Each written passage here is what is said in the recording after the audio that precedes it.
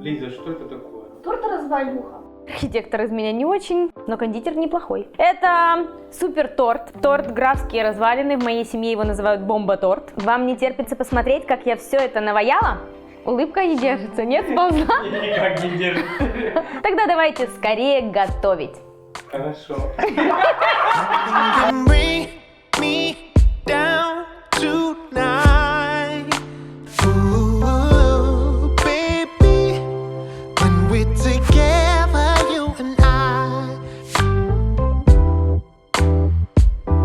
Начнем мы приготовление с шоколадного бисквита.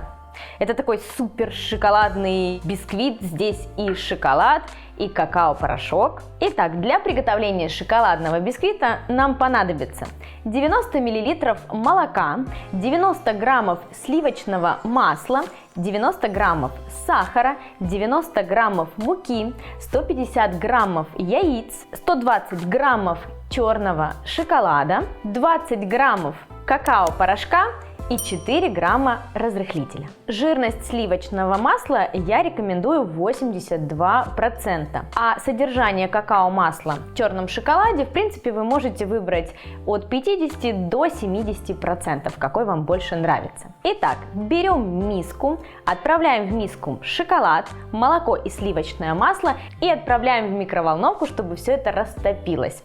Можно воспользоваться, взять и мисочку на паровую баню поставить, а можно буквально 30 секунд микроволновка. Итак, сливочное масло, молоко и шоколад. Шоколад можно использовать и молочный, и черный. Я все-таки рекомендую использовать профессиональные калеты шоколада, потому что магазинным плиткам я не очень-то доверяю. Отправляем в микроволновку, будьте осторожны, чтобы шоколад у нас не подгорел, поэтому буквально по 30 секунд импульсно, приблизительно минутки 2, чтобы все это объединилось, растопилось. Так, и, кстати, не забывайте, когда начинаете готовить бисквиты, включать духовку. Духовка у нас на 175 градусов с конвекцией, с обдувом. И микроволновочка. Практически растопилось и масло, и шоколад. И, кстати, параллельно можно взбивать яйца с сахаром. Пока я тут дотапливаю шоколад, отправляем в чашу комбайна. Это можно сделать ручным миксером, можно в комбайне. Мне понадобится 150 граммов, это приблизительно 3 яйца. Средний вес одного яйца 50 граммов, но не всегда так происходит, поэтому я пишу вам в граммах. И под видео обязательно прописываю вам чашки, ложки. Так что, если даже у вас нет весов, вы приготовите этот десерт. Яйца и сахар. Оп. Перебить яйца с сахаром практически невозможно, поэтому можно поставить взбиваться хоть там на 10, хоть на 20 минут. Нам нужна максимально пышная воздушная пена. Пока яйца с сахаром взбиваются в пышную пену, соединим сухие ингредиенты. Мука, какао-порошок и разрыхлитель. Кстати, как выбрать качественный, хороший какао-порошок, я рассказываю в видео-уроке «Красный бархат». Воздушная пышная пена яичная готова. Это очень важно при приготовлении бисквитов. Даже если у вас есть в рецепте разрыхлитель, все равно добивайтесь максимальной пышности от яиц или белка. Добавляем к яйцам растопленный шоколад со сливочным маслом и молоком. Вмешивать нужно очень осторожно, деликатно, лопаточкой, стараясь сохранить воздушность. Так, и есть. Теперь сухие ингредиенты и отправляем их сюда через сито. Потому как какао-порошок имеет свойства такие комковаться, комочки могут не разойтись, поэтому лучше воспользоваться ситом. Небольшими порциями деликатно вмешиваю сухие ингредиенты, вот так как бы слегка раструшивая.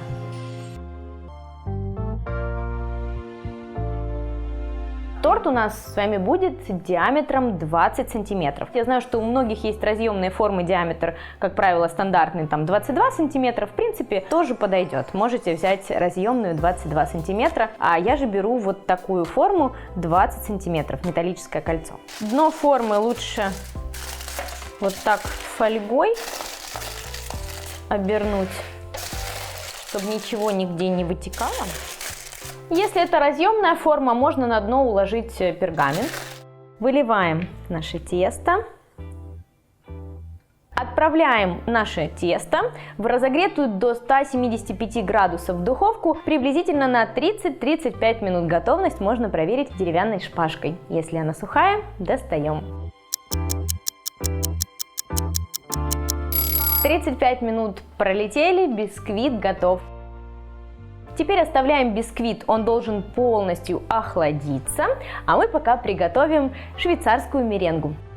Для приготовления швейцарской меренги, она же безе, более привычное название, нам понадобится 60 граммов белка, 60 граммов сахара и 60 граммов сахарной пудры. Соединяем все ингредиенты в миске, ставим ее на паровую баню и при постоянном помешивании на медленном слабом огне прогреваем до полного растворения сахара. Важно контролировать, чтобы белок не перегрелся выше 64 градусов, иначе он просто свернется. Соединяем сахар, белок и сахарная пудра. Взбивать ничего не нужно, просто перемешайте. И когда вы прогреваете белок на паровой бане, тут тоже взбивать не нужно. Нужно просто контролировать, чтобы белок прогревался равномерно. И обычно я пальчиками трогаю, когда уже не чувствуется крупинка сахара, можно останавливаться. И будьте внимательны, миска не должна касаться воды, потому как у нас не водяная баня, а паровая. Если у вас возникают трудности в приготовлении меренг, то я вам рекомендую посмотреть видео на моем канале, называется Павлова. Там все очень подробно рассказано о меренгах.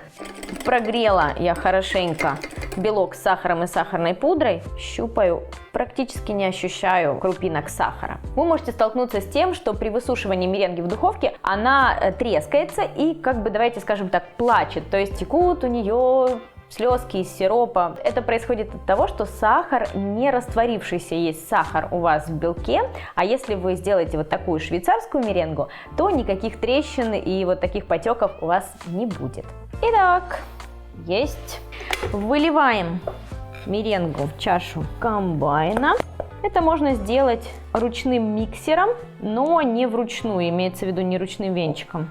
И взбиваем на оборотах чуть выше среднего. Пока у нас взбивается меренга, включаем духовку на 90 градусов с обдувом, с конвекцией. Кстати, если вы хотите, чтобы ваша меренга была белоснежная, то включаем градус от 60 до 90. Просто 60 будет чуть дольше, 90 чуть быстрее. И меренга тогда не изменит цвет. Если вы хотите, чтобы меренга была нежно такого бежевого цвета, то включаем духовку на 100-110 градусов. Меренга готова, она взбита до устойчивых пиков. Перекладываем получившуюся меренгу в кондитерский мешок. Насадка, в принципе, может быть фигурная, а может быть вот такая вот ровная. У меня диаметр 15 мм. Перекладываем меренгу в кондитерский мешок. Противень. Можно вот так, чтобы ничего никуда не улетело, потому что выпекаем мы с конвекцией, с обдувом.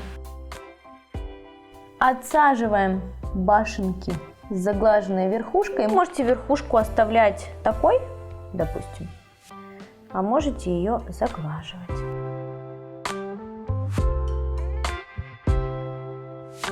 Отправляем меренгу в разогретую до 90 градусов духовку приблизительно на 40 минут, может быть на час. Как я проверяю готовность, я разламываю одну меренгу и смотрю, что там у нее внутри. Я не люблю, когда меренга слишком пересушенная. Именно для этого десерта я оставляю, чтобы внутри чуть-чуть была такая влажная и чуть тянущаяся серединка. Меренга у нас практически готова, простояла в духовке около часа. Сейчас разломаем одну и посмотрим, что там внутри.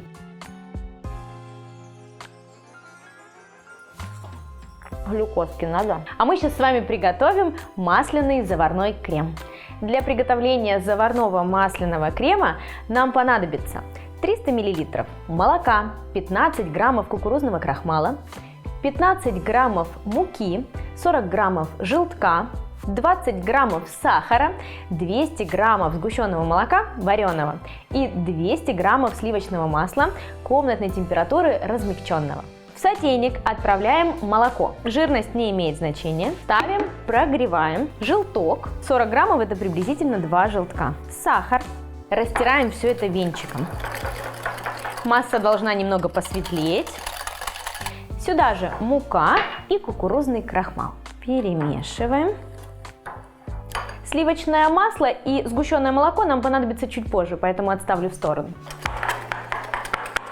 Добавлю буквально пару ложек молока, чтобы масса стала чуть более жидкой. По сути, сейчас мы готовим классический заварной крем. И после его остывания добавим взбитое сливочное масло. И мне в этом торте очень нравится карамельный вкус, поэтому я хочу добавить сгущенное молоко вареное. Вы можете убрать сгущенное молоко и добавить сыр, допустим, какой-нибудь такой крем-сыр. Если Филадельфия еще чуть соленоватый, вообще прекрасно. Тогда торт получится менее сладкий и более с таким свежим творожным вкусом. Итак, молоко у меня уже парит. Переливаем часть молока в яичную массу. Половиночку будет достаточно. Возвращаем все в сотейник. Ставим на плиту. И при постоянном активном помешивании доводим наш крем до кипения. И прокипеть он должен еще буквально 30 секунд, минуту, для того, чтобы ушел привкус крахмала, для того, чтобы мука и крахмал заварились. Помешиваем постоянно, чтобы ничего не пригорело. Так, вот у меня уже активно прям начинает густеть крем.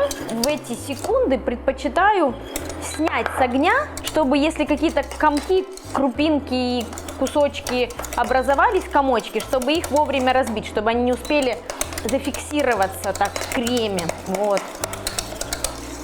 Есть. А теперь можно доготовить. Возвращаю на плиту, также постоянно помешивая. Вот первые пузыречки, вон бульк.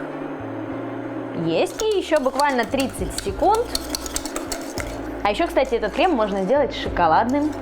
Добавить вот в эту основу черный или молочный шоколад. На такое количество граммов 60 будет достаточно. Все. Супер.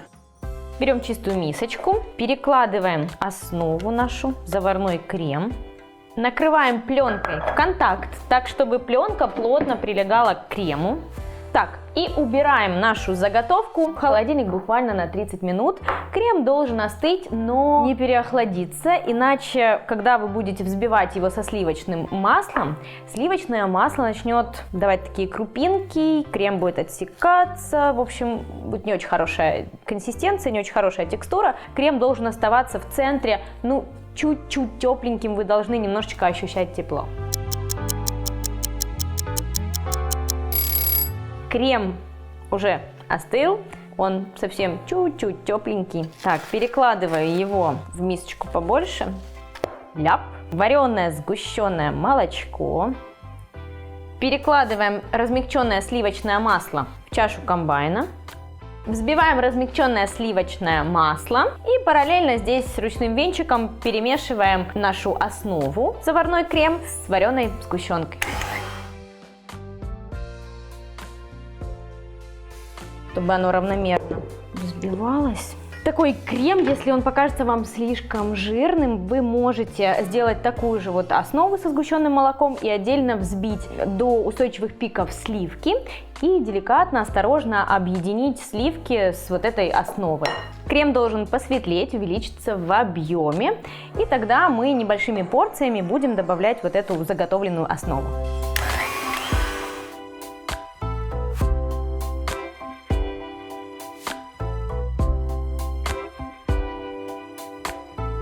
Вкусный, нежный масляный заварной крем готов.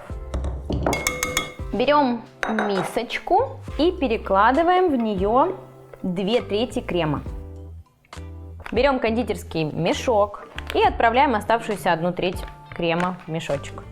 Берем наш бисквит, снимаем фольгу, нож между формой и бисквитом, так, проворачиваем.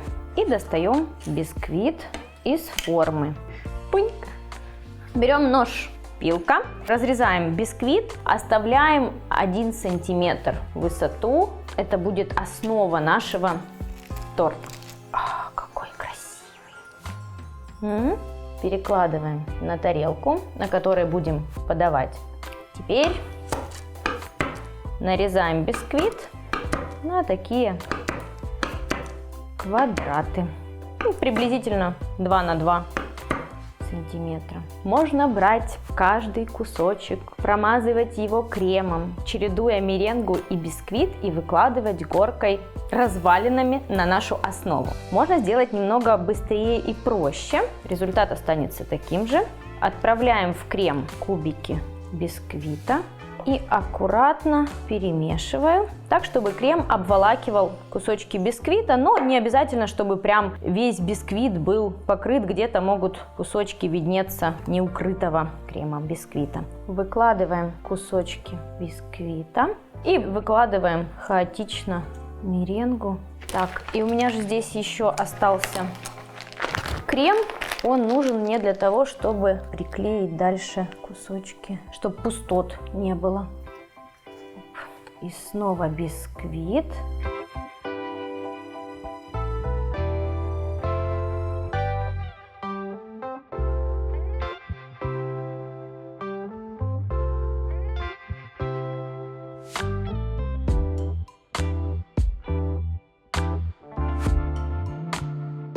Можно добавить еще грецких орехов. Здесь они у меня будут просто совсем чуть-чуть, там буквально 30 граммов обжаренных грецких орехов для декора.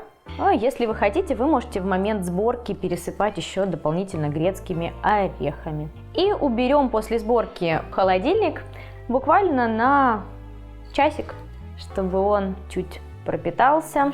Потом задекорируем шоколадом. Убираем торт в холодильник на несколько часов. Торт постоял в холодильнике, он уже готов, но прежде чем его подавать, еще немножечко шоколада. Вуаля! Бомба-торт! Все лучшее, что есть в доме, должно быть на этой тарелке. И вкусный шоколадный бисквит, и меренга, и грецкие орешки, и сгущенка вареная, и немного шоколада. Супер! Очень рекомендую вам приготовить этот десерт. А я сейчас отрежу кусочек, попробую и расскажу вам еще. Если я вас не убедила, я доделаю это. Рекомендую вам разрезать этот торт сначала пополам, а потом уже отрезать по кусочку. Ух!